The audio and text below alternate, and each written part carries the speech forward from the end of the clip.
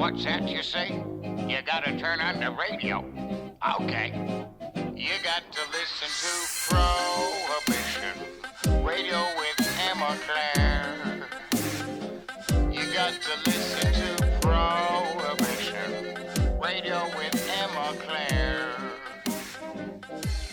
Welcome along to the Prohibition Radio Show with me, your host for today, TALLULAH Good Times. I've been a guest on this show before and I'm delighted today to be turning the tables and interviewing Prohibition's head honcho, Emma Clair. So keep listening for Emma's mix of tunes along with our chat. Let's kick off with some fresh new music from Zuzu Electric, released just last week, and a song called The Caravan on Chin Chin Records. On a sunny morning in July, I'll put on my red skirt, buy a little caravan and paint it blue and red. I'll build a fireplace in front under the old oak, wrapped in blankets, here they coming, big questions on the starry sky. Tell me when do the dead stars go? Do they know that they were loved? Do they know of millions of eyes? Do they know that they enjoy their beauty every night?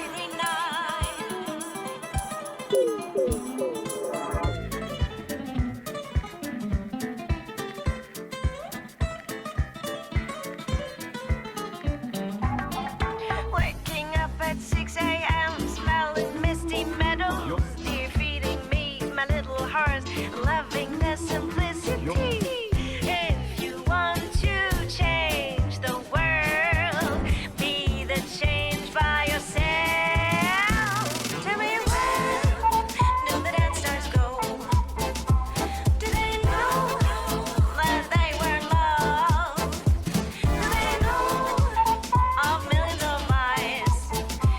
Do they know that they enjoy their beauty every night? Do the dead stars go? Do they know that they were loved? Do they know of millions of eyes? Do they know that they enjoy their beauty every night?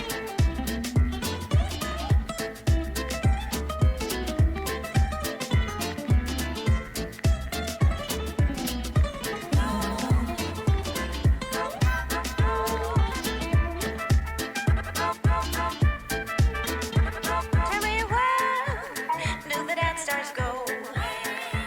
Do they know that they were loved? Do they know of millions of eyes? Do they know that they enjoy their beauty every night? Electro swing freshness from Nelly Simon and Jürgen Kausmann together, Zuzu Electric. Just love that sounds of The Caravan. Into this from my debut album Interstellar Swing, here's Universal Love. If everything is from the start, and we are just some cosmic dust, then what is mine is yours, is ours. In universal love I trust. Leave me where the bright lights dazzle, by the winter garden lake. Shine me where the jazz bands jazz, swirl me in the shimmy shake. Fold me in my furs and wrappers, I'll enjoy the ice cold air. I'll be universal loving you. Leave me, join me, swirl me, hold me. I'll be universal loving you.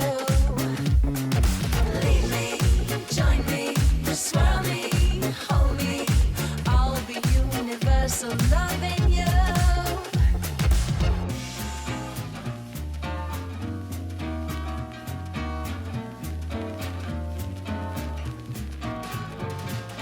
Leave me in universal love. Join me in universal love. Swirl me in universal love. Hold me in universal love.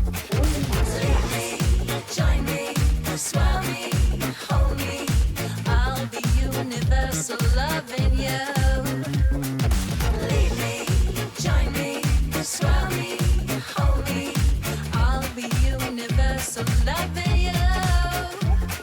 If everything is from the stars, and we're just some cosmic dust, then what is mine is yours, is ours.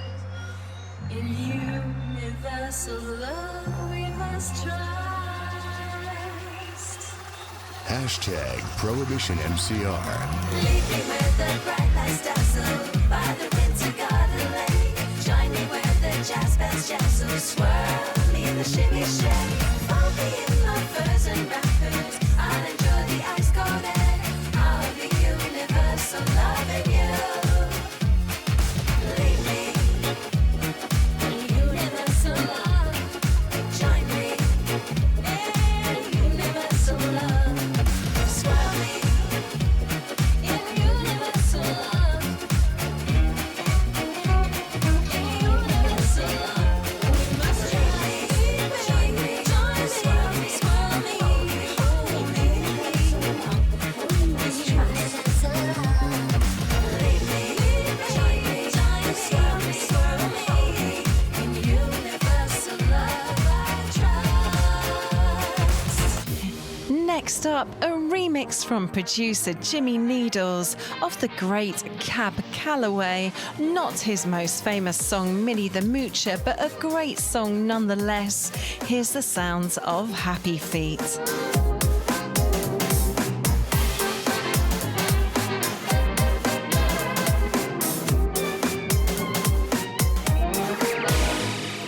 Happy feet, I've got those happy feet. Give them a low down beat, and they begin dancing. I keep cheerful on an earful of music sweet, 'cause I've got happy feet.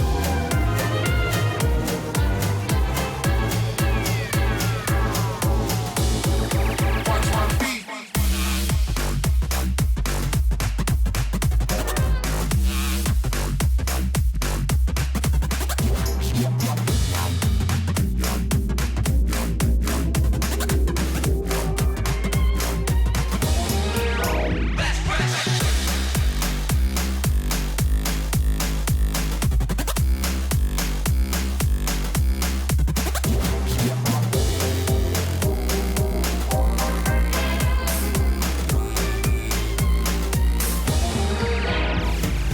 Happy feet, I've got those happy feet. Give them a low down beat, and they begin dancing. I keep cheerful on an earful of music sweet, 'cause I've got happy feet. Watch my feet.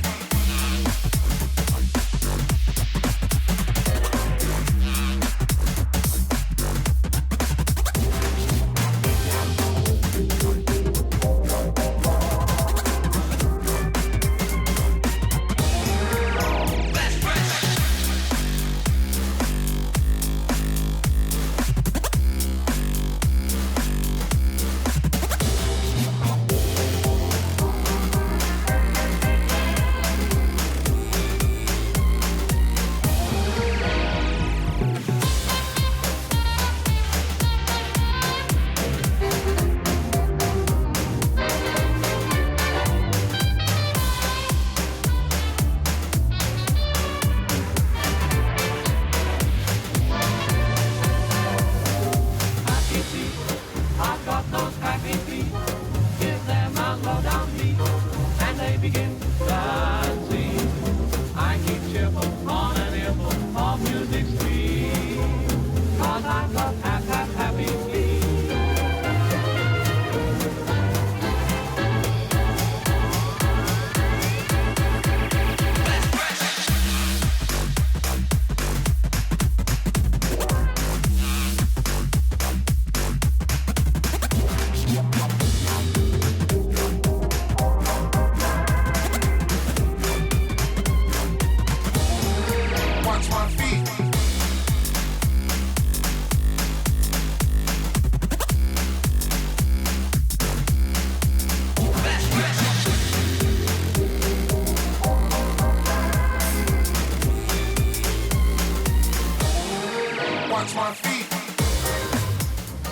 love the squelch-tastic sounds of Jimmy Needles on this reboot of this tune. And we move on with the sounds of L'air Latent and their most recent track, A Tale of Lockdown, called Summer Leaves. Shiny days are gone, summertime is done. I'm waiting for the snow to feel. Darker clouds above, coming down to fall. Like a beach up our field.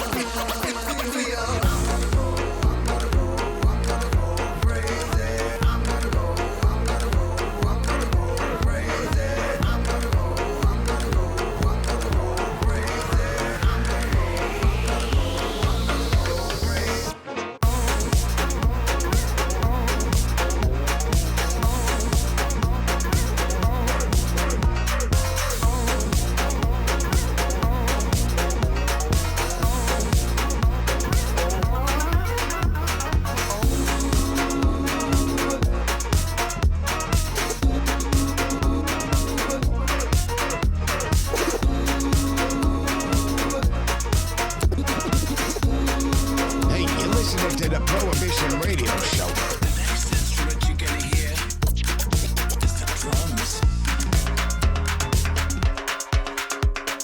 Every day I own, rounding all alone. Fear is killing our dream. Things are getting slow. Hope that it will go. Nothing changes me, I need.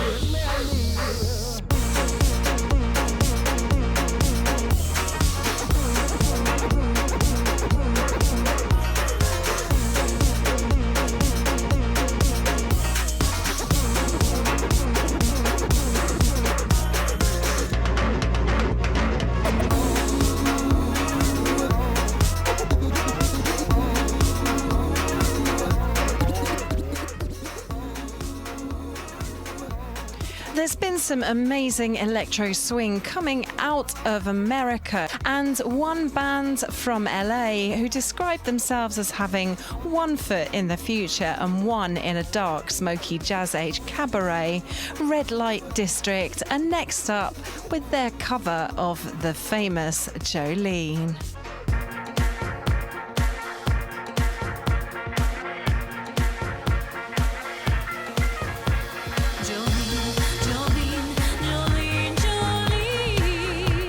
I'm begging of you, please don't take my name. Jolene, Jolene, Jolene, Jolene, please don't take him just because you can.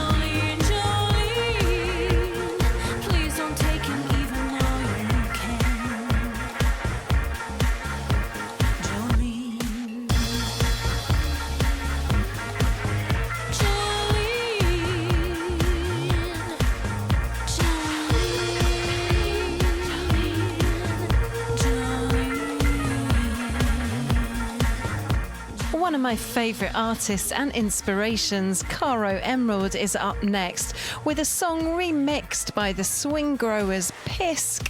Check this out, Wake Up Romeo. Wake up.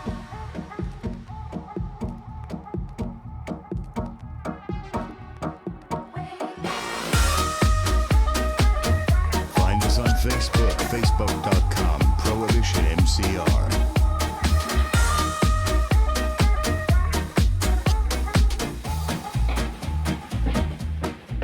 When I first met you, you'd always listen.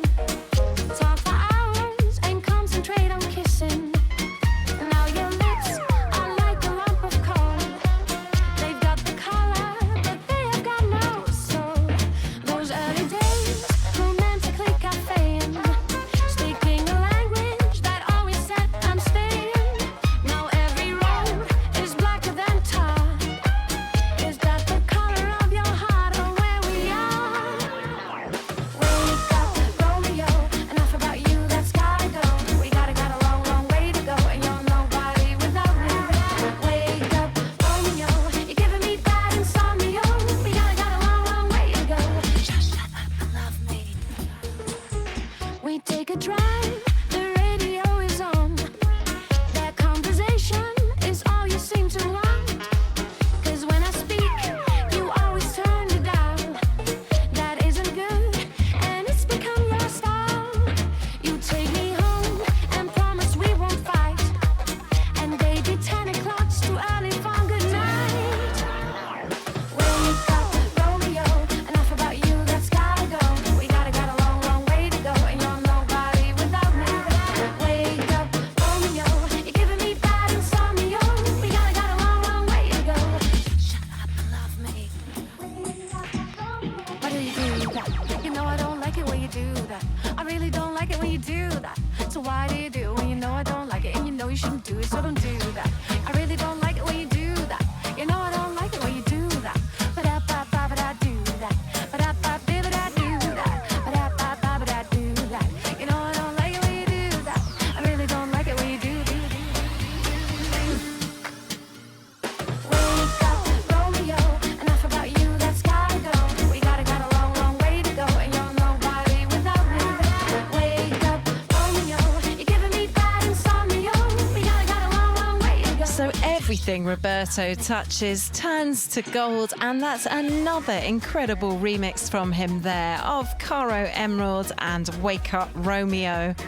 Before we move on into our interview with Emma Clair and her Prohibition guest mix, I'd like to say a massive thank you to Emma Clair for having me host the show this month, and to you for listening. Look out for the release of Sisters Are Doing It For Themselves by Emma Clair and Alana Lies on the 8th of March, International Women's Day. Before our interview, it's time for the sounds of Wolfgang Law and a collaboration with Emma Lee and Ashley Slater, the brilliant, uplifting sounds of Keep On Smiling.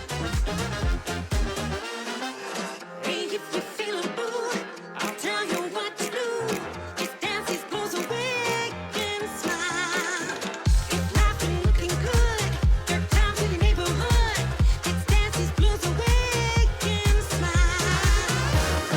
Let's all get on, dance on, smiling with our dance on. Let's all do the stuff. Let's all do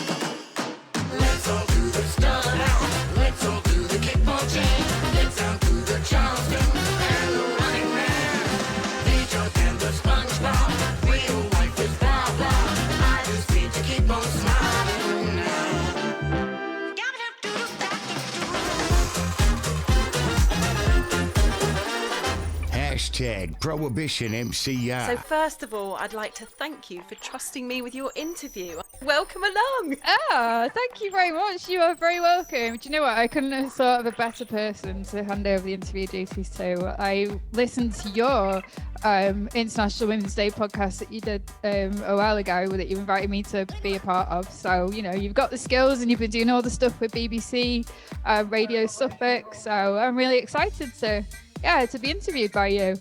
Oh, thank you. And I'm honoured to be here and really pleased to be asking you questions because in my research, it turns out there's quite a lot that I'd like to find out about you and your creative life and your work in music. So let's dive straight in with the first questions if you're feeling ready. Yes, I think so. Excellent. So I'd like to set the scene with the first questions and talk about your early life. And I'd love to know, what's your earliest memory of feeling completely excited and engaged by music? Ooh, that's a great question. I guess when I was a kid at school, I played the piano and clarinet for a bit, which was pretty cool. But I was a super shy kid, and I don't think it was like really my time. I think the kind of like first time I really felt kind of like the engagement and excitement was when I bought my set of turntables. It was all new and it was all exciting. I'd always had like a big passion for music on the dance floor as a clubber, and kind of like had a lot of friends that were DJs, and it just used to fascinate me. So yeah, it was just that time that I got my turntables. Oh, excellent. Okay, so it was sort of quite a bit later that the kind of the real love for it began. Yeah, I've always had a love for music, but yeah, I definitely came into DJing pretty late. I think I was like 24 when I first started. Yeah. So in terms of DJ age, that's like pretty old. And yet it's still quite young, isn't it? Yeah, it is in the grand scheme of things, but I think my big regret is like not getting into it sooner. Like I didn't really know what I wanted to do. Like at school, I think for the time that we were at school, it was very much being pushed into kind of like academic stuff. And although I'm clever, I've never really been into that much. And as I said, being shy as well, it was kind of like I was my own worst enemy, because I've had a love of performing arts. I used to do stuff like I was in the Guides, and we used to do like, they called them gang shows. So they were all like songs and everything from like bygone eras, and I used to love it. But as I said, I was a shy geeky kid at the back that never got picked for solos or anything, so it's very much been a slow burner with me. Yeah, so you mentioned that you played piano and clarinet, so yes. Is that something that you think you might pick up again at any point, or that you feel brings something to the way that you approach music now?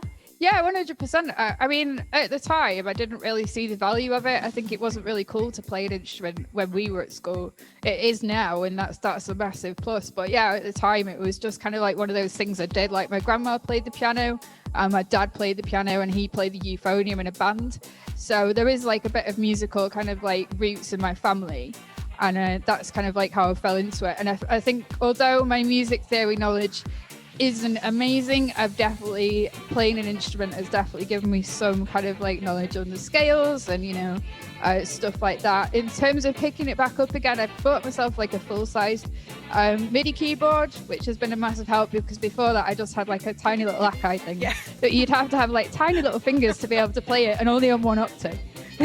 So that's actually inspired me. And in terms of clarinet, maybe, I'm not sure. Clarinet is a funny story actually, because I always wanted to play the flute, but I could never get a sound out of it.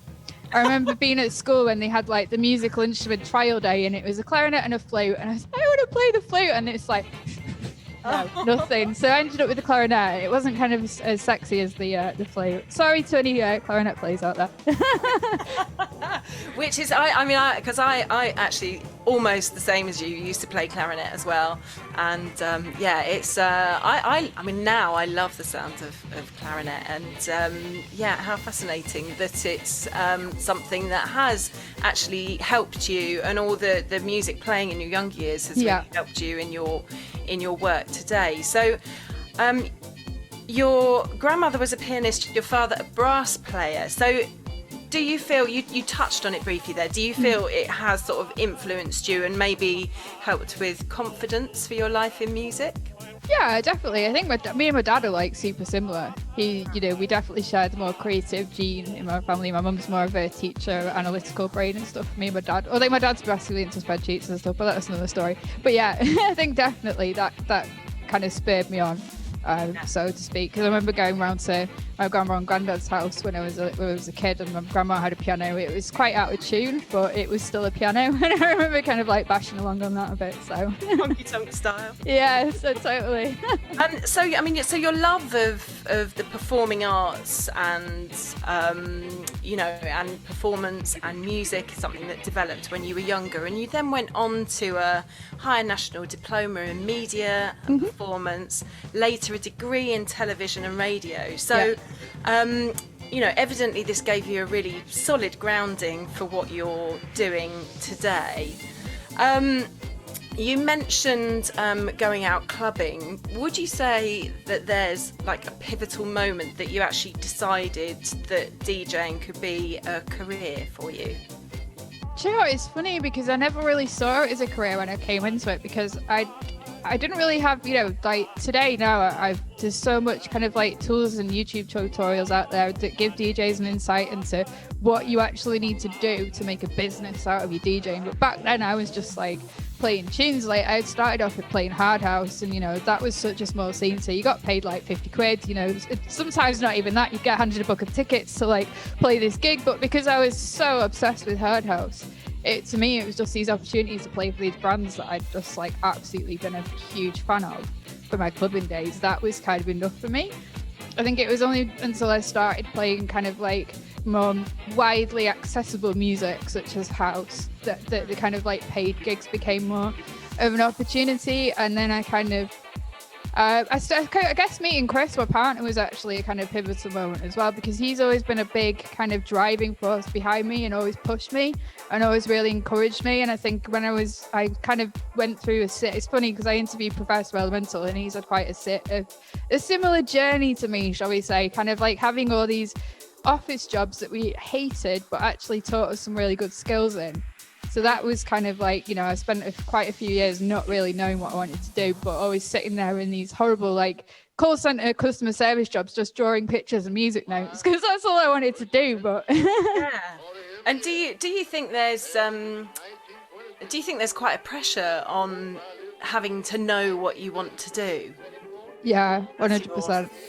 Growing up, I know that I felt that as I was growing up, and certainly in the realms of DJing and career in our younger years, as you say, there are now so many resources available, aren't there, if you want to progress that.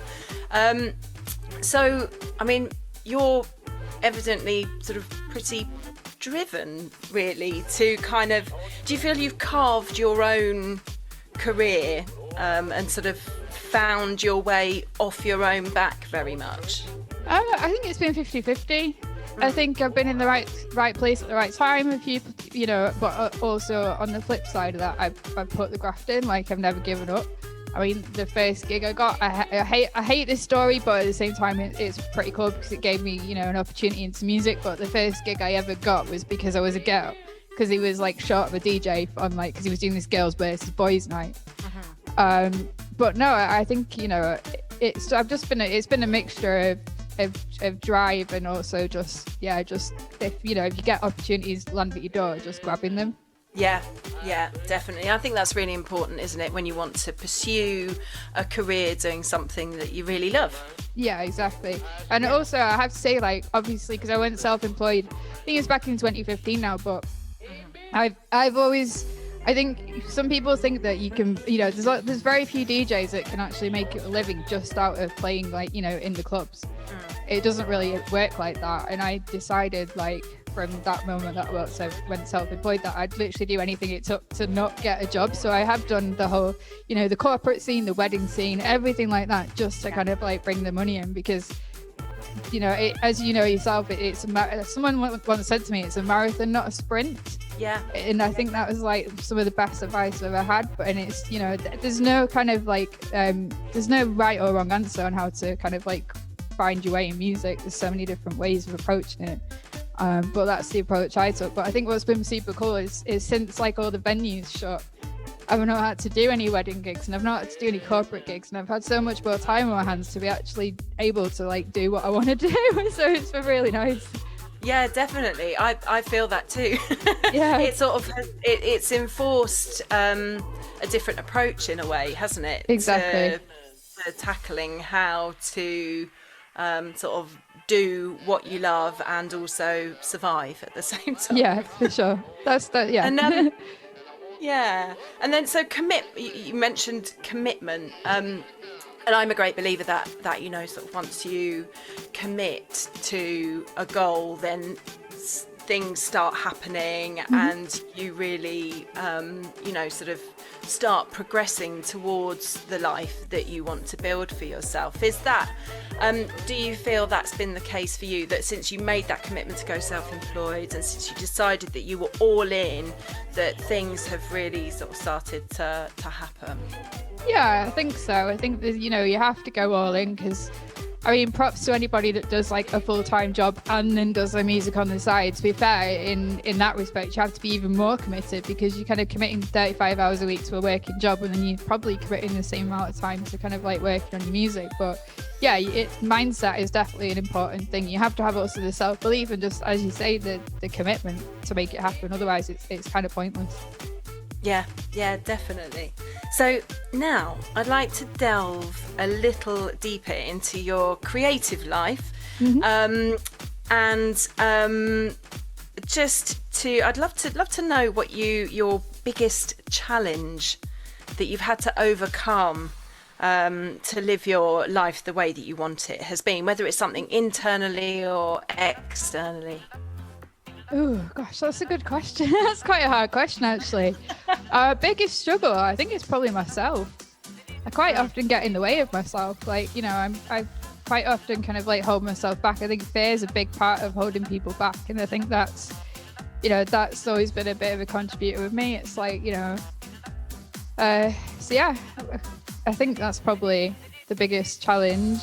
Yeah, as is often the way when you're working on your own, and you know, and also have a creative mind, I think, and you know, I think that can definitely, I know I empathize with that entirely. Yeah.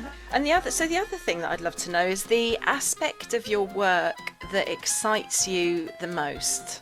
I guess obviously the music is the most exciting thing, and like discovering new sounds. I do always love to, as people probably know that follow me, I do always love to kind of like play around and put genres and put things together that might not always go together. And I think that's something that will really excite me.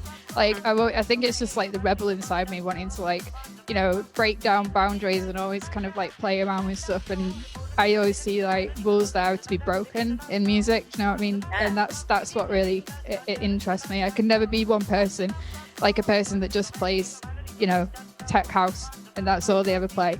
I always have to have this constant kind of like strive for like doing stuff differently, and that's always in some ways that's a bit of a detriment to me as well, but it's also what really excites me. And I think that following your excitement, if you're there doing your own thing, that's so important anyway, isn't it? Yeah, for sure. Yeah. Actually, that probably leads on very nicely to my next question, which is, what would you say is your mission in your life's work? Have you got like a sort of, you know, a defining mission? Yeah, it's quite funny you answer that question, because not at the moment. However, part of my Arts Council project is I'm actually working with a mentor, a guy who runs an artist agency, and we're actually due to start the mentoring on Friday. And one of the questions that he asked me to kind of like think about is what my mission statement is. So that's funny you should answer that. Okay, have you about that? Yeah. I'm not going to say anything on that one, because I think once I say it people are going to hold me to it. So I'm going to leave an element of mystery around what my mission is for the moment. Watch this space. Yeah. I think with you know, any artist, it's very much an open book, and I feel like I'm constantly evolving. You know, some people kind of like find this kind of endpoint, and you know, that's what they do. But with me, I'm very much still on that journey. Every day I'm like constantly changing and evolving. So yeah, we're going to keep that mission one to myself for the moment. Yeah, no, I think that's good, and I think you know, I think you know, as you sort of walk your way through life as well, you change, don't you? Like you say, I mean, you know, you change on a daily basis depending on what mood you wake up in, and you know, and which season of life you're in. There are so many variables, aren't there? So it's true. It was a tricky question, but interesting that you've been asked to. Yeah, 100%. I said I do have an idea in my head, but I said it's gonna keep in my head for the moment. Exciting that you. Congratulations on getting your arts. Thank you. Funding, and so that was for developing your creative practice, wasn't it? Yeah. So is that about you sort of growing yourself, if you like? Can you tell us anything more about? Yeah, for sure. I mean, the whole point of the Arts Council is I love it because they said be selfish. In order to get the funding, it has to be all about you. So I was like, yeah, you're great. But, you know, I do so much with my music stuff that is giving other people opportunities and everything. But with this Arts Council project, it's very much about me. So it's quite a corporate, flashy title. My project title is Exploring My Artistic Identity and Adapting to Change. Nice. It sounds great. Yeah. So basically, I'm spending some time, as it says, exploring my artistic identity. So I'm going to be working with some different producers, musicians instead of synthesizers. But I'm also adapting to change part is you yourself will probably know as a musician, when COVID hit, the rug was kind of like whipped under your feet, and it was like, whoa, I've been too reliant on having to go to places to make money, in-person gigs. So my adapting to change is learning how to make money out of music that isn't just playing DJ gigs. So I've got a couple of courses that I'm doing. I've enrolled on the first one, which is a music business course at the SEM in Manchester. So it's really exciting. I've got a few kind of gaps in my knowledge, and I think the business side is something that I'm really excited to learn about. So yeah, watch this space. Amazing. Oh, that's so exciting. And I think it's you know, it's one of the great things in a way that's come out of the last year, because it's been a challenge, hasn't it? Yeah. Yes, it has. And so obviously there's your Arts Council funding, which is a major celebration, and then also this leads nicely into the big thing of the moment, which is the Swing Sisters. Yes, I know. Gosh, I feel like the luckiest girl in the world, to be honest. It's quite overwhelming, but also, and it's also quite scary. Just, yeah, this year I've got so much to be going on with, and yeah, you know, props to you and the other ladies for everyone's club together, and it's just such a cool project to be a part of. It's just an absolute joy and celebration of what you know we as female artists are capable of. So yeah, it's super I'm cool. so chuffed to be involved as well, and it's lovely this feeling of solidarity that's come about from the project. So just to backtrack slightly to the point where you decided to set the Swing Sisters project up, what prompted you to set it up? Because you've set up as well as the album and the crowdfunder for the album, you also have set up the Prohibition label as well, which is going to take a female focus. What was it that prompted you to set it up, and why do you think the project is important?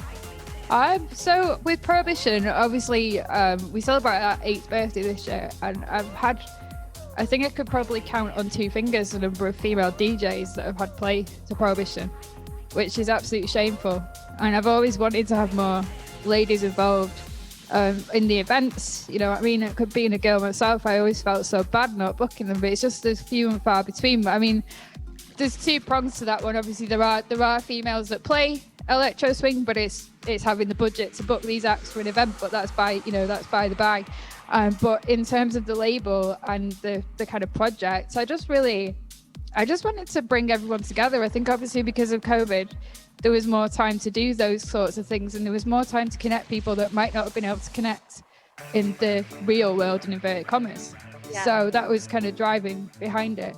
And I think, yes, there are quite a few women in the electro swing scene, obviously the vocalists and musicians, but there are some major gaps. And I think this project actually really highlighted that in terms of producers. There are literally none.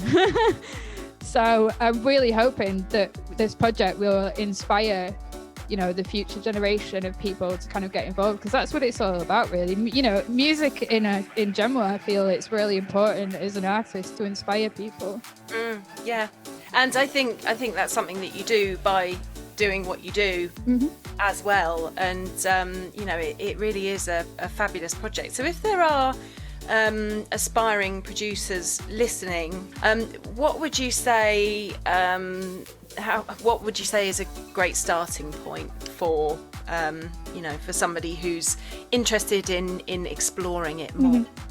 I think there's a few different approaches. What's worked for me is find somebody that's a level up from you, that doesn't mind messaging them every day, and stick yourself to them like glue. Because that's what I've done. I really want to give a shout out to the guy Andy McBain. Like, we wrote a track together which was called Bootleg Beats, that went out on Electro Swing thing. It was a collab. I met Andy through Prohibition. He was one of the fans that came, him and his Mrs. Jax. He played clarinet, he played on stage with me. He's just been such a massive help. So for people watching that want to get into it, yeah, either find somebody who can give you all the help and advice. YouTube is also your friend. You know, there's so many tutorials on there. It might wait for some people, there's courses as well. I know Point Blank are doing some really cool courses, the SEM in Manchester as well, but there's really no set path. But I think you've got to be prepared for it to sound pretty rubbish when you first starting out. as with DJing, it's not going to sound great. There's a lot to learn, and you know, you're always learning. It is hard. Production is hard, I'm not going to lie. I've not taken to it easy, I don't think, in terms of the sound design. It's geeky. Do you know what I mean? You've got to really want to do it, but if you do it, it's super rewarding. Yeah, and hours can pass, can't they? And you've played with one speaker. Yeah. You decide that actually that's not the sound. Exactly. that you want to use. But yeah, that's brilliant, and I'm sure it'll be really helpful. So it's that, you know, that exploration, isn't it, really? And I love the counsel to find someone who knows more and sticking to them like glue. Yeah, exactly. It is. You know, I think that's a big part of being a musician. It is networking, and that's something that I've struggled with. And I have to really push myself with networking, not being a natural extrovert, shall we say. I really shy away from, you know, that, but it is super important. And the last couple of years, I've really started to like learn that you know you have to network. that is a whole different topic of discussion. Excellent. Well, you know, it's clearly working in terms of, you know, the way that things are progressing. So talking about your production then, it's been really fabulous to see you grow, and looking at your Spotify, you've clocked up quite a few releases now, and you asked me some of these questions. Oh gosh. Now, have you got a favourite, and if so, why? In terms of a favourite, I'm going to take the standard answer no, because they all have their merits. But there are ones that I prefer. Do you know what? There are ones that I prefer more. I think my recent tracks that I've been putting out, I think Revelation Robot was a bit of a turning point for me. That track really started to show the different sides to me, instead of kind of like trying to meet a tick box. That was the one that really, I felt my personality was really coming through in. Yeah. And since then, it's just got more and more. And I think the one like Goes Groove that I released, you know what, that one I listened to it and I'm actually super proud of it, and I don't cringe. And I think to do that with a piece of music shows that you're onto a winner. So just coming back to Swing Sisters and the production there, I mean, obviously there's some amazing tracks that are all coming together, and you're hearing it all coming together. What stage, sort of overall, is the project now? Is it on target? Do you have a release date for it yet? Is it on target? I hope so. Yeah. That's all I can say at this moment in time. I hope so. Yeah. Some of the tracks are still being produced. I kind of sat dates that I felt were probably earlier than needed in terms of deadlines to ensure that if we do kind of like miss those deadlines, we should still be on time. I mean, this project planning has been a massive kind of learning curve for me, you know, as you can imagine, because you've done your own kind of Kickstarter crowdfunder before. It's a lot of work. So I would anticipate that we will still meet the proposed kind of like late summer release. I'm hopeful. So just watch this space. You know, I'm just waiting on some, as you say, the track, you know, the track that I'm writing with you, Maria, the vocals are coming along and they sound amazing, by the way, just to let everybody know. Sophie and Maria have done an amazing job. We're both like, I can't stop listening to it. So I think that's a really good sign for me. It's catchy. I think it's a future earworm. Yeah. What's your sort of hope for the project?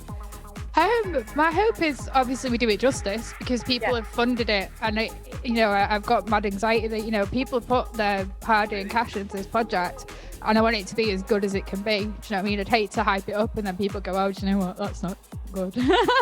So my hope for the project is just that people see it as a celebration. I think that's the key word. Just a celebration of what the ladies are capable of. As I said, none of us wanted it to be a kind of token or a gesture. You know, we didn't want it to be gimmicky. It's just a pure celebration of women in music. As I said, off the back of that, if we inspire people, great. You know, if not, we've had so much fun learning and collaborating and, you know, forging kind of working relationships and friendships that I think will take us past music and beyond into the future. So I think it's a really kind of cool thing to be a part of. Yeah, definitely. I mean, I know it's something that I've really appreciated more so probably over the course of this year, since we've not been, again, coming back to that thing of not being with gigs, is, you know, I really, like, you and I message each other quite frequently. Don't we'll sort of say, oh, do you know anything about this? Or you know, and it's that solidarity, isn't it? Of fellow women in music, and you know, and what a great way to celebrate it. So, I mean, over the years, it started as a small thing, the Prohibition Club Night, and has grown. And you've had some amazing guests. I mean, I'd love to know, is there anybody who hasn't performed at the events that you would love to have perform in the future? Yeah, absolutely. That's a really easy one to answer. Obviously, harking back to Swing Sisters, more females. Do you know what? You know, Prohibition really needs it. I'd love to. I think it's great to. You get girls on the dance floor, you know, when you see another girl performing, you got that kind of special connection. Nothing against male performers, you know, I'm not but it would just be really nice to get some female artists, obviously yourself, and I'd love to see your band live. In terms of other acts, obviously Parov. I'm not gonna lie. That is like the dream. There's a few acts that I'd like to maybe book that are pushing into more of the house side of things. Okay. There's a few kind of like people that I'm digging at the moment that kind of have that sound that kind of crosses over into electro swing by the kind of like live brass and the trumpets and all that kind of stuff. But I mean, obviously Parov, obviously Caravan Palace, Swing Growers as well. Yeah, it's the big three, isn't it? Yeah, for sure. And I mean, obviously we've sort of seen a pause in the last year on live events. Are you, and there have been all the announcements about the return to live events, how are you feeling about that in terms of planning for future Prohibition events at the moment?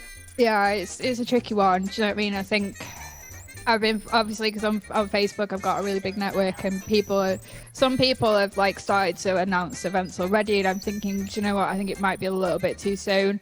The advice from the government was only advice, it's not definite. In terms of Prohibition, should be our 8th birthday in March, so I think we're looking to do a Zoom party. We've actually got a rescheduled date from last year, which actually falls on the 26th of June. We've got a boat party booked in and a after party at Brick House Social in Manchester. Now, I've just reopened up conversation with the Brick House Social to see where we stand on that one. The boat is a go. So if everything goes to plan and the venues reopen on the 23rd of June, we're actually in a really strong position, because every man and his dog is going to be out on the 26th. So because it'll be the first weekend that you're allowed to go out again. So selfishly, I'm keeping my fingers crossed and hoping that does go ahead. Yeah. Because wow, what a way to kind of celebrate. It would be amazing, wouldn't Yeah. it? Fingers crossed. I mean, we just don't know, do we? Yeah, but I mean, further afield other than that, I'm not even going there yet. Oh, I think that's wise. Yeah. So I'd love to talk about performance and again, sort of coming back to your roots, if you like. And you've mentioned being shy and clearly have found a way to overcome the feelings of shyness when you're on stage. Do you get stage fright? And if so, how do you deal with it and process it and manage it? Yeah, I used to get it really, really bad. It depends on the gig. I remember like the first time I was booked by Tim Mutar Saints to play the Ring at Beat Herder. That was like the biggest gig I'd done, and oh my god, I was literally like, I was a mess. I was just like, what is going on? I think the way that I've tackled it is just if you go through that feeling enough times, eventually it'll just disappear. So I'm not one of these people that drinks booze before they go on stage. I find that as soon as I have a drink, my brain doesn't do what it's meant to do. Yeah. I think some people argue that it gets you into that mindset, but I've always found it the complete opposite. Yeah. So just kind of just relaxing and I think the most important thing that helped me with the nerves is if it goes wrong, the chances are no one's going to notice. The only people that are going to notice are the people that like us that DJ or whatever, and they're like, there's going to be like 0.1% of the audience. Yeah. So I think it's if you can get past that and just enjoy it, I think that's really helped. Yeah, definitely. That's actually answered my next question as well, which is what do you do if you make a mistake in a performance?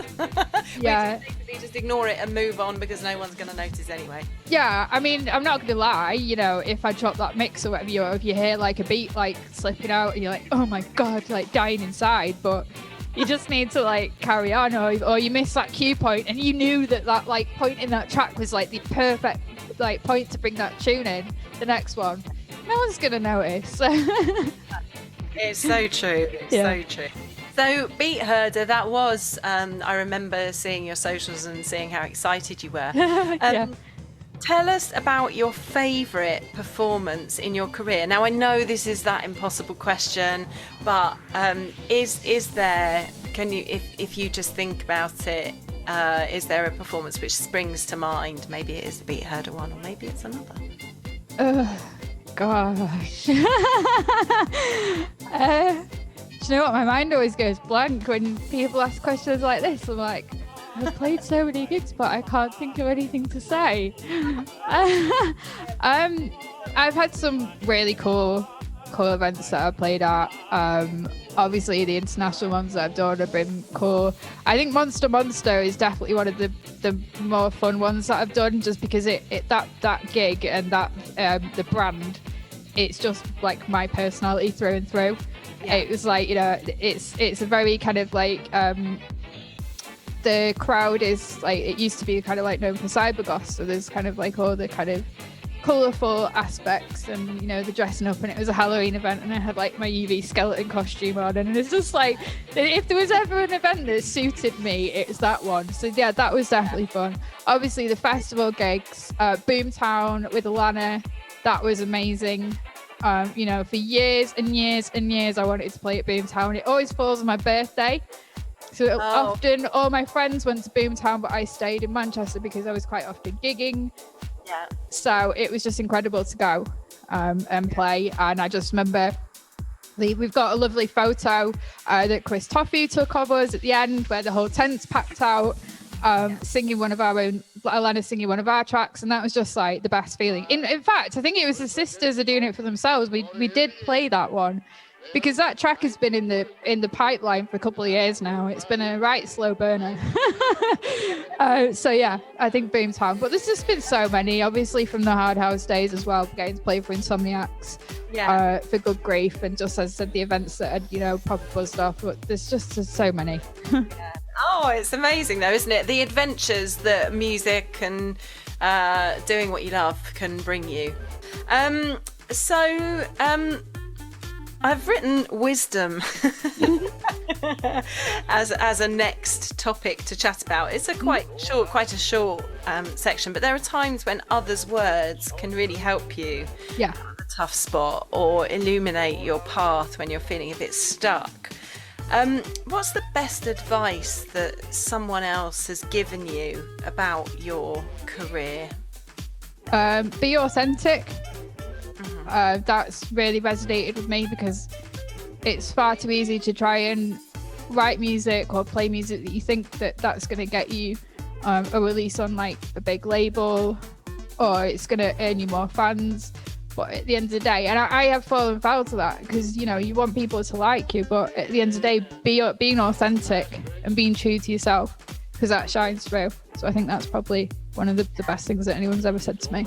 And then if you could step back in time and give yourself some advice in the early days of your career when you were feeling unsure, what would you say to yourself?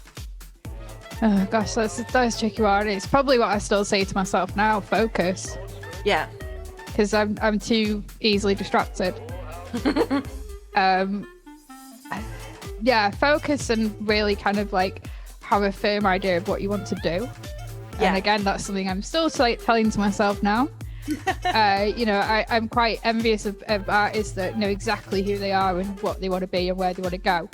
You know, having a personality and a brain that is a bit like a chameleon makes it quite hard. Sometimes it makes it hard for people to understand you, because it's like you can put a track out one day that has a 303 line in it, and then the next day you can put a track out that has like a disco bass line. It's all things that make me, but to people on the outside, it can sometimes be seen as someone that doesn't really know where they're going. So yeah, that would be the advice. Yeah, although we do have to, I still think that, kind of the exploration and the journey is so important as well, isn't it? Yeah, for sure. As an artist and as a creator and curator. Yeah. So, what do you dream of for your future work life? You know what? It's something that I struggle with, seeing the future. What do I dream of for my future musical life? Still being able to do what I'm doing now in 10 years' time, but being better at it and further along than I am. I think is the one. Just becoming the best that I can be. Because I think whatever happens, if I become the best that I can be, then I think I will have done pretty good. Yeah. Wise words, and you can't get better than that, can you? No, exactly. I think, if you get to 60, 70, whatever, and you know in your heart of hearts that you've given 150%, regardless of what you achieve, I think you can retire happy. So yeah. Hear. Yeah. So we asked the audience for some questions. And I had a lovely question from Alana Lies, and she would love to know, who were your top female heroes or role models growing up?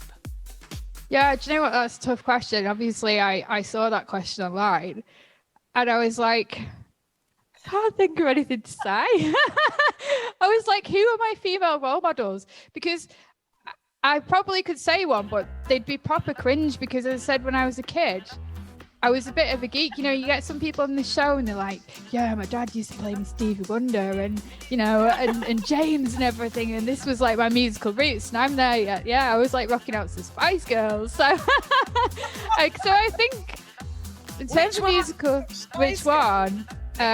Scary and Posh Spice. I don't know if you know what, I used to like them all. Baby Spice, obviously, because she shared the same name as me, being Emma. So I thought about this question, and I think probably the role model for me as a kid, if I'm going to be super honest, was my mum, because she's the person that you look up to. Aww. So yeah, other than that, I didn't really have other than, as I said, pop stars that I idolized. I didn't really have anyone else that I kind of saw as a hero. Yeah. Oh, that's lovely though. As a mum, it would be lovely to have my daughter tell me that. Yeah, my mum will be listening to this, because my parents are so cute. They've been watching my live streams. They've never been to one of my gigs, but they've been allowed to watch the live stream. So every Saturday they put it on YouTube on the TV. And they sit there and they watch me and they have a dance. So hi, Mum. Super proud of you. Yeah, no, they are really proud. That's the ideal, isn't it? The armchair rave. It's perfect. Exactly. No need to come out to the festival or anything. Just pop you on the telly and another of the benefits from the whole staying at home and broadcasting, really. Absolutely. Then Danny Milano asks, what's the most rewarding part of what you do as a DJ and producer? Being able to do what I love. Yeah. I think that's massively rewarding. I just feel super blessed. You know what I mean? I might not have and I might not be living in a mansion, you know, or a lovely villa in Ibiza, but I'm doing what I love. And I think there's nothing better than when you finish that track as a producer. The hardest part is finishing, but when you do finish it and you release it and you make something that you're super proud of, that's massively proud. And I think with music, and also with music, feeling proud of how people kind of latch on to what you do. I still find it strange how people want to know what you're doing, and these people that give you all these lovely compliments and stuff on your music. So yeah, there's quite a few things. Yeah, it's magic, that, isn't it? Yeah, it really helps. Yeah, and then Madam Misfit would love to know, what's your favourite Disney film? Yay, she knows me well. Oh gosh, there's so many Disney films, but I think for me it has to be the films that I used to like when, as a kid. So Aladdin, I absolutely love, and The Lion King, although it does make me cry. But Aladdin, it's just, oh my god, it's just so fun. I love it. The genie, it is everything about me in that film. Like the Friend Like Me song, and when I found that electro swing version, I hammered it. Literally hammered it. As well, that version. Was it Sim Gratina? Yeah, that's the one. It used to go to all my festival sets. So it's just so fun. I love that film so much. Brilliant, excellent. And I second, I usually cry at all Disney films, actually. I know, I don't know how they do it. 5 minutes, isn't it? Yeah. Now I've got a quick fire round now as we reach the end of our time together. Okay. So don't think about this too much. No, I won't. I'm usually the one doing these. I'm dreading what you come up with. PJs or naked in bed? So, PJs, definitely. Although I'm quite a strange sleeper. I can only sleep in PJs that they have to be shorts and they have to be vests. I can't sleep with long sleeves or long bottoms. They're too restrictive. So somewhere in between. So lose your mobile phone or lose your wallet? Oh my gosh. Probably lose your wallet, because if I was savvy, I'd have on my the thing that you can use to pay for stuff. Yeah. So yeah, definitely wallet over the phone. And plus, I think I couldn't live without a phone. At least if I lost my wallet, I'd still be able to get on social media. Excellent. So would you peek into your future or change something in your past? Change something in my past. Okay. Excellent. Yeah, 100%. Get up early. Wouldn't we all though? Yeah. Get up early or stay up late? Oh, it depends on the day. I'm gonna say stay up late.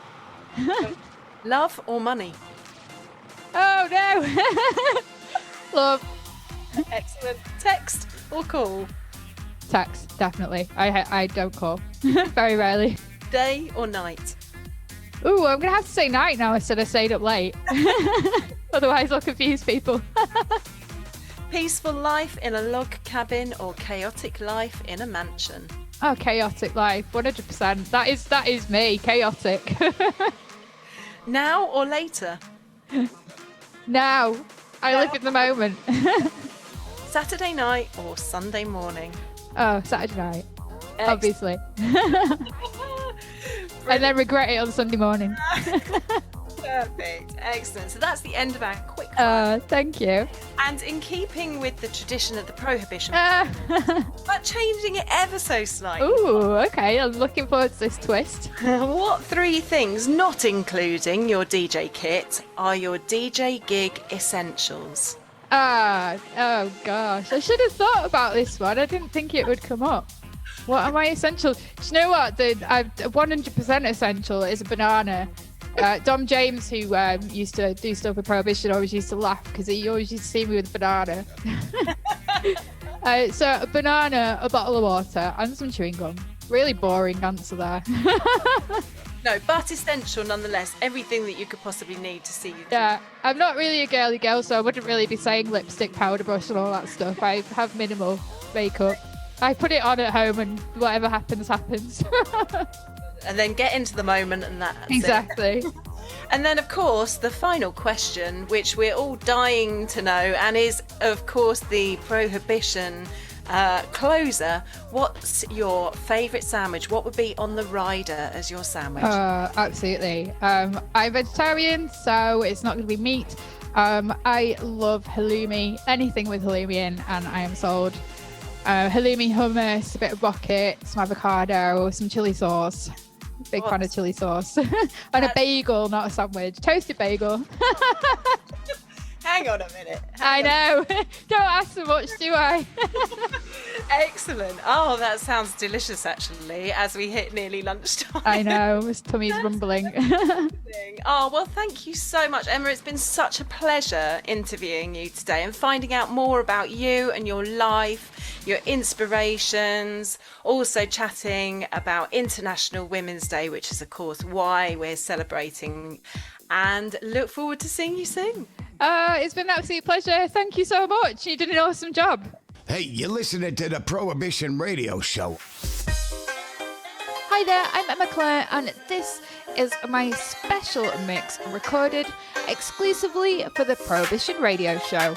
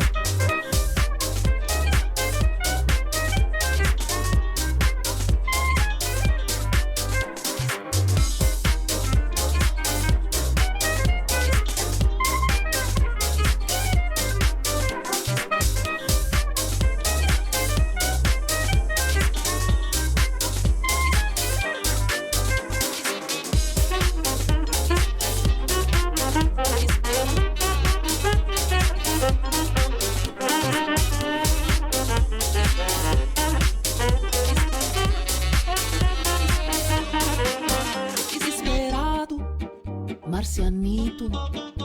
Asseguram os homens de ciência que em 10 anos mais tu e eu estaremos bem juntinhos. E nos cantos escuros do céu falaremos de amor. Esperado, marcianito. Esperado, branco e negro. Esperado, marcianito. Esperado, branco e negro. Esperado, esperado, esperado, marcianito. Marcianito. Marcianito. Marcianito. Marcianito.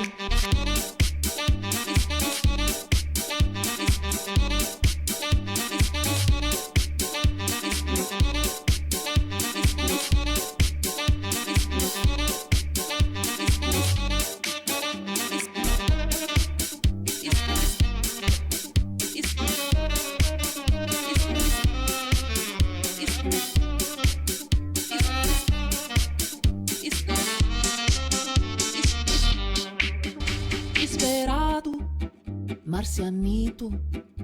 Asseguram os homens de ciência que em 10 anos mais tu e eu estaremos bem juntinhos.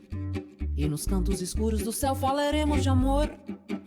Tenho tanto te esperado, mas serei a primeira mulher a chegar até onde estás, pois na terra sou lograda. Em matéria de amor eu sou sempre passada pra trás. Eu quero um broto de Marte que seja sincero, que não se pinte nem fume, nem sabe se quer o que é rock and roll. Marcianito, branco, negro, Gorduchinho, magrinho, baixinho, gigante serás, meu amor. A distância nos separa, mas no ano 70 felizes seremos os dois. Seremos os dois. Seremos os dois, seremos os dois, seremos os dois, seremos os dois, seremos os dois. Seremos os dois. Marcianito, branco, negro, gorduchinho, magrinho, baixinho, gigante serás, meu amor.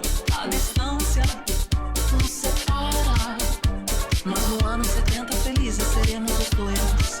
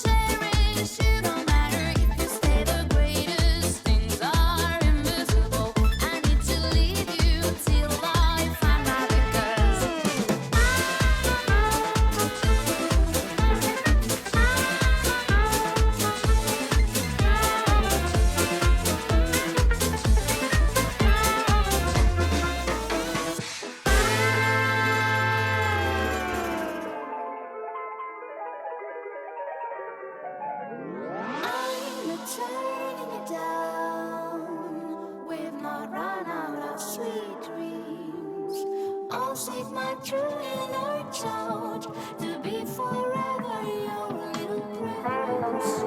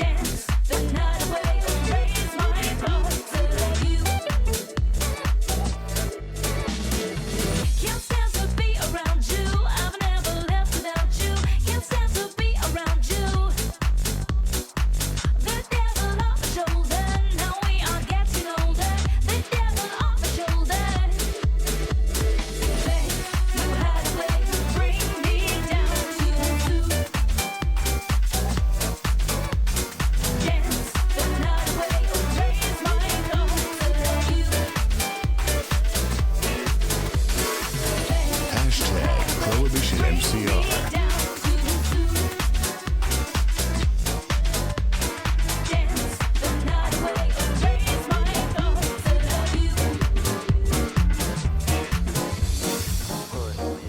And then just touch me till I can get my satisfaction.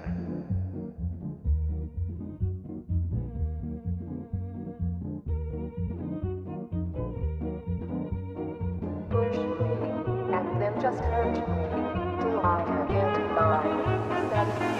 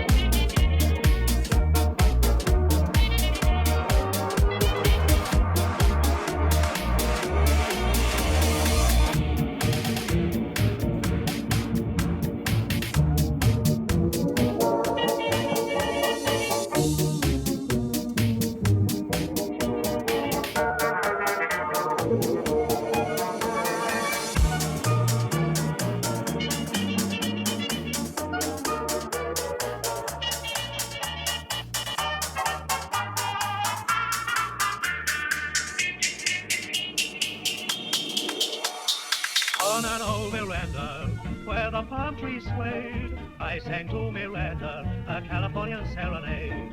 There in all her splendor, her charm she displayed. She begged me to render a Californian serenade.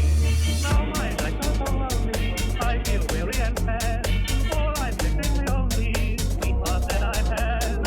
Soon I'll be returning, so to stone my way. Back to California, California.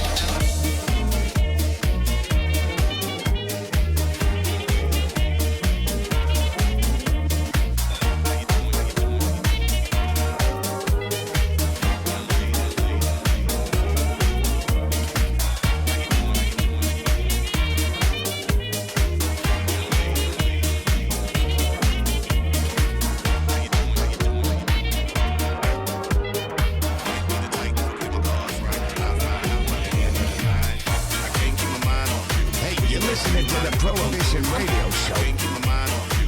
Where you at? Do you mind if I come through? I can't keep my mind off you.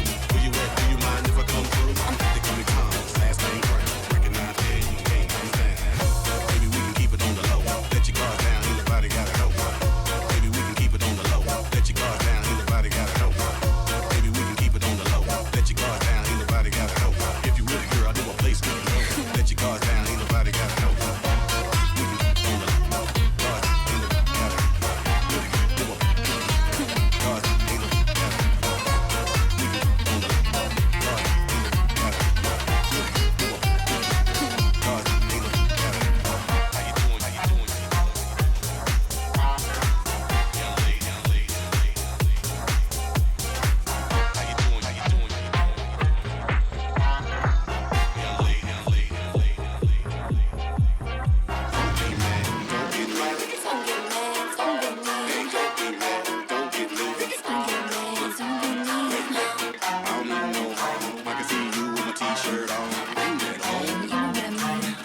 you shouldn't say those things. It's okay, it's alright. I got something that you gon' love. It's okay, it's alright. I got something that you gon' love. It's okay, it's alright. I got something that you gon' love. It's okay, it's alright. I got something that you gon' love. It's okay, it's alright. I got something that you gon' love. It's okay, it's alright. I got something that you gon' love. It's okay, it's alright. I got something that you gon' love. It's okay, it's alright. I got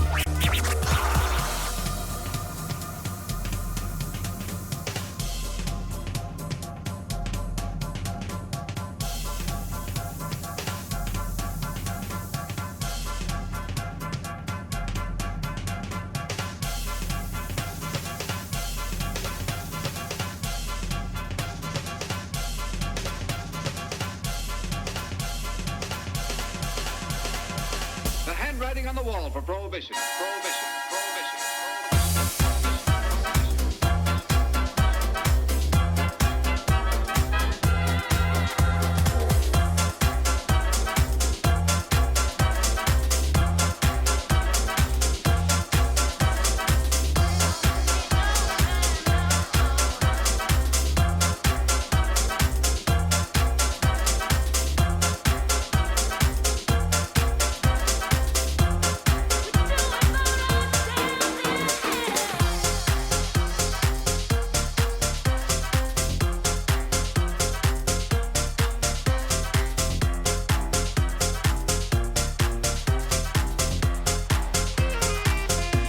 Now there was a time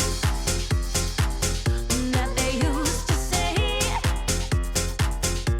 behind every great man they had to Find us on Facebook, facebook.com, Prohibition MCR. And any time to change, you know that is no longer true. So we're coming out of the kitchen, 'cause there's something we forgot to say to you. Sisters are doing it for themselves, standing on their own 2 feet, ringing on their own bells.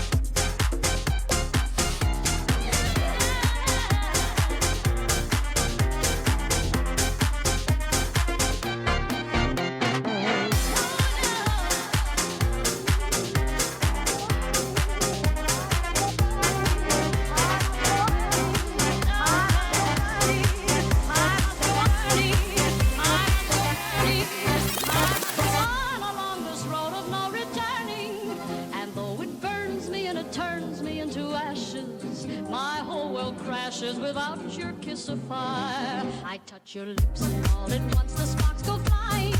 Those devil lips that know so well the art of lying.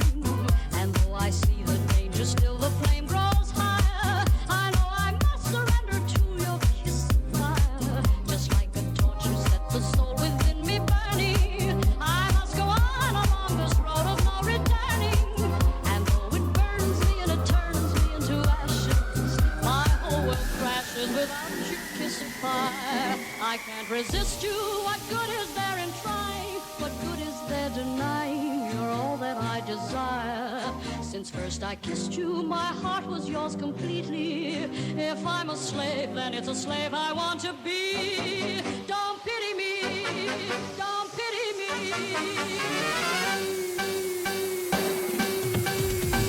I touch your lips and all at once the sparks go flying. Those devil lips that know so well the art of lying. And though I see the danger, still the flame grows higher. I know I must surrender to your kiss of fire. Torture sets the soul within me burning. I must go on along this road of no returning. And though it burns me and it turns me into ashes, my whole world crashes without your kiss of fire.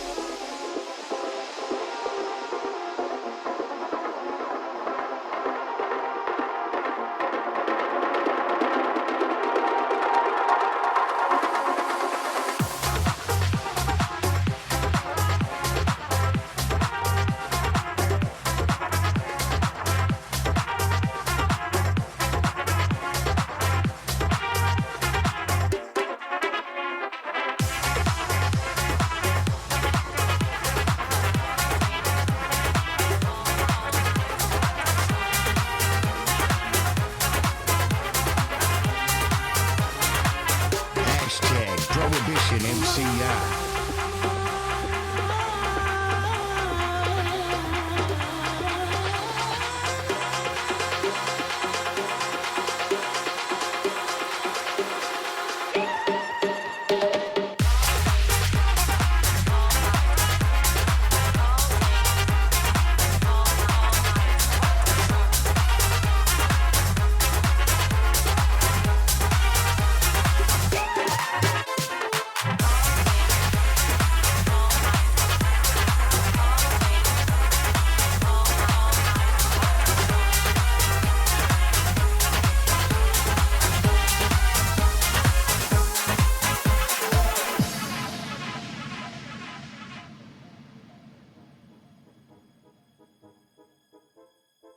When I came to Spain and I saw people partying, I thought to myself, what the fuck, what the fuck? All day, all night, all day, all night. FIFA la fiesta, FIFA la noche, FIFA los DJ, what the fuck? FIFA la fiesta, FIFA la noche, FIFA los DJ, what the fuck? Fuck. FIFA la fiesta, FIFA la fiesta, FIFA la fiesta, FIFA la fiesta. Johnny, la gente está muy loca.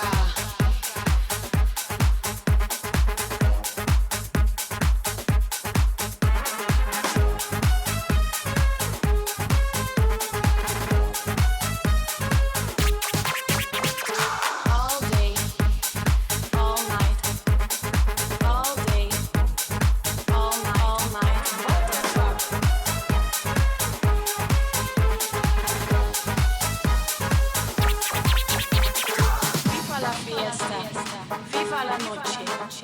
Viva los DJ. What the fuck? Fuck. Viva la fiesta. Viva la noche. Viva los DJ. What the fuck?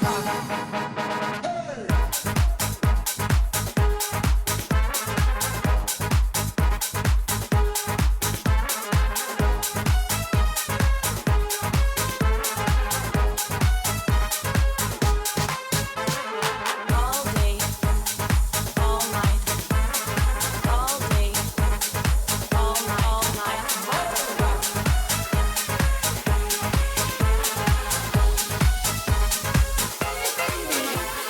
Come da porta picchita va bene, se tu la parla miezza americano, quando si fa l'amore sotto la luna, come da viene in cave di I love you, papà l'americano.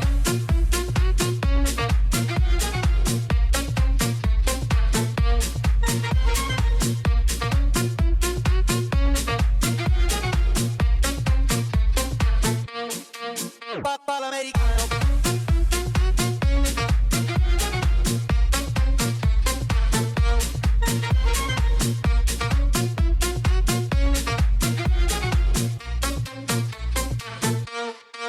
Papà l'americano.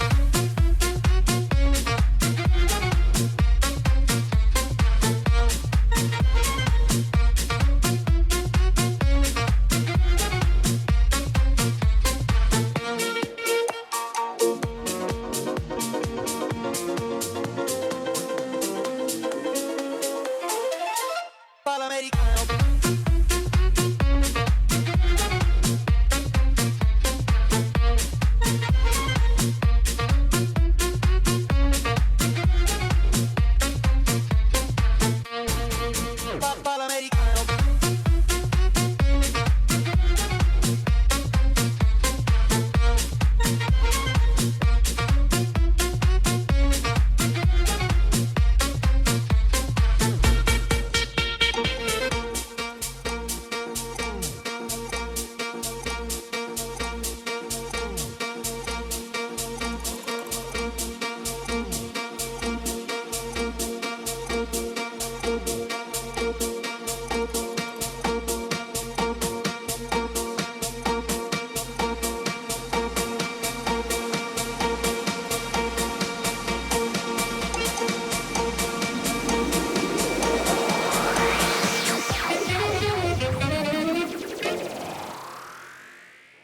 Papà l'americano. Papà l'americano.